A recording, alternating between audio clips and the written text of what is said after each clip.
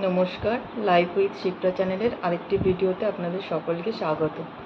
এখন বাজছে 5:35। এবার আমি রান্না করতে যাব। আজকে খুব একটা বেশি রান্না করার ইচ্ছে নেই, কিন্তু সয়াবিন ভিজিয়ে রেখেছি দুপুরবেলা থেকে। পেঁয়াজ, টমেটো, আলু সব কাটাও আছে, তো রান্নাটা করব। চলুন, করতে যাওয়া হবেই তো করে নিই। আপনাদের সাথে নিয়েই আমি রান্নাটা করব। চলুন তাহলে কিচেনে যাওয়া যাক। আজকে অ্যাকচুয়ালি তাড়াতাড়ি রান্না করছি, কারণ আজকে একটু বেরোবো সন্ধ্যেবেলা বাজারে। কার্তিক অফিস থেকে এলে আমাদের গোপালের জন্য কয়েকটা গয়না করতে দেওয়া আছে, সেগুলো আনতে যাব।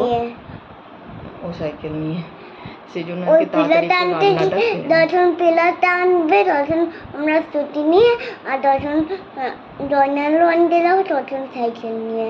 হ্যালো বলে দাও সবাইকে। হ্যালো। চলুন তাহলে কিচেনে যাওয়া যাক। এই যে আমার লাড্ডু গোপাল, এই যে আমার লাড্ডু গোপাল। এই গোপালের জন্যই আমি জিনিস আনতে যাব, সেই জন্য তাড়াতাড়ি রান্না করে নিচ্ছি। রান্নাটা শুরু করা যাক। আমি প্রথমে দুটো ছোট সাইজের পেঁয়াজ একদম পাতলা স্লাইস করে কেটে নিয়েছি।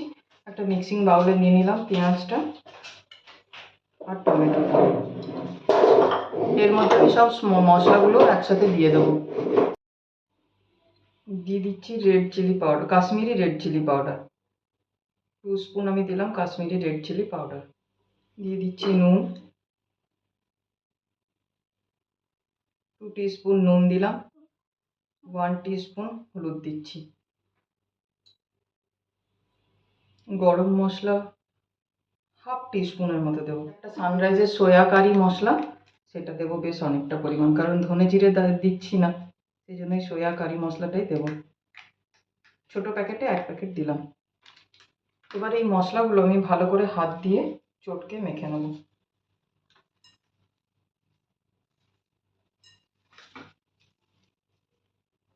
খুব ভালো করে পেঁয়াজ আর টমেটোর সাথে মশলাগুলো মেখে নিতে হবে। দেখুন, খুব ভালো করে চটকে মেখে নিলাম। এরপর আমি একটা বড় সাইজের আলু কেটে রেখেছিলাম, সেই আলুটা দিয়ে দিচ্ছি এটার মধ্যে। আমি 1 বাটি সয়াবিন দুপুরেই ভিজিয়ে রেখে দিয়েছিলাম, সেই সয়াবিনটাও এটার মধ্যে দিয়ে দেবো। বেশ ভালো করে জলটা নিংড়ে এটার মধ্যে দিয়ে দিচ্ছি।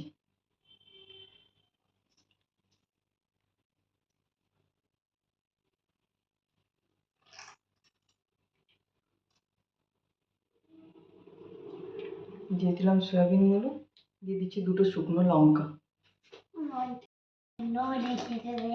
দিয়ে দিচ্ছি একটু বেশি পরিমাণে টক দই, 2 টেবিল স্পুন আমি টক দই দিলাম।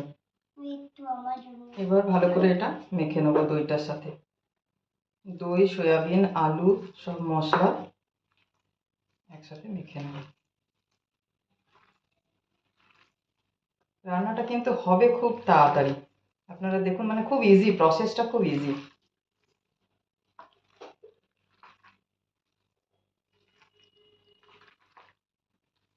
ব্যাস হয়ে গেছে মাখা। এবার এটা ঢাকা দিয়ে আমি আধ ঘন্টা রেখে দেবো।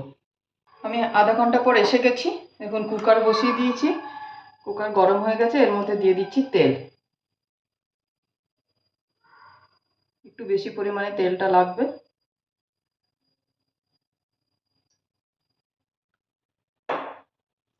এরপর দিয়ে দিচ্ছি একটা তেজপাতা, 1 টুকরো দারচিনি, 2টো লং আর 2টো এলাচ আর একটা শুকনো লঙ্কা।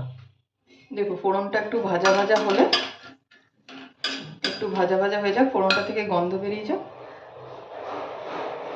ফোড়ন ভাজা হয়ে গেছে। এবার এর মধ্যে আমি মেখে রাখা ইয়েটা দিয়ে দিচ্ছি।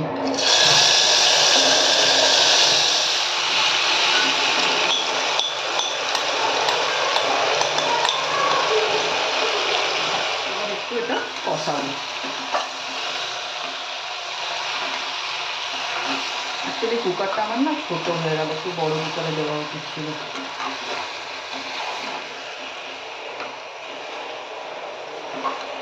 খুব বেশিক্ষণ কষাতে হবে না, একটু নাড়াচাড়া করেই আমি জল দিয়ে দেবো।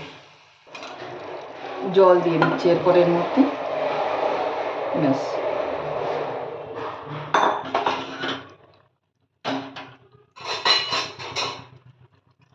একটু মিক্স করে ঢাকাটা লাগিয়ে দেবো।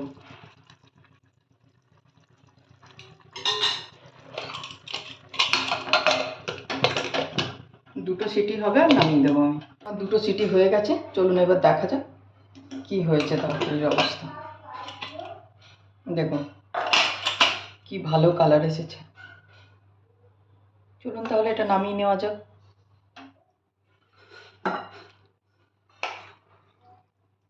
এরমভাবে একবার সয়াবিনের তরকারি বানিয়ে দেখুন, খুব ভালো টেস্ট হয় আর খুব বেশি মেহনতও লাগে না। অল্প সময়ে একটু শুধু পেঁয়াজ টমেটো কাটতে হয়, বাকি আর কিচ্ছু লাগে না। রেডি হয়ে গেল আমার সয়াবিনের তরকারি, খুব দারুণ দেখতেও হয়েছে। আমার আজকের ভিডিও এই পর্যন্তই। দেখা হবে পরের একটা ভিডিওতে। যদি আমার রান্না ভিডিও ভালো লাগে তাহলে অবশ্যই আমার চ্যানেল সাবস্ক্রাইব করবেন, লাইক কমেন্ট আর শেয়ার করতে ভুলবেন না। আপনাদের অনেক অনেক ধন্যবাদ।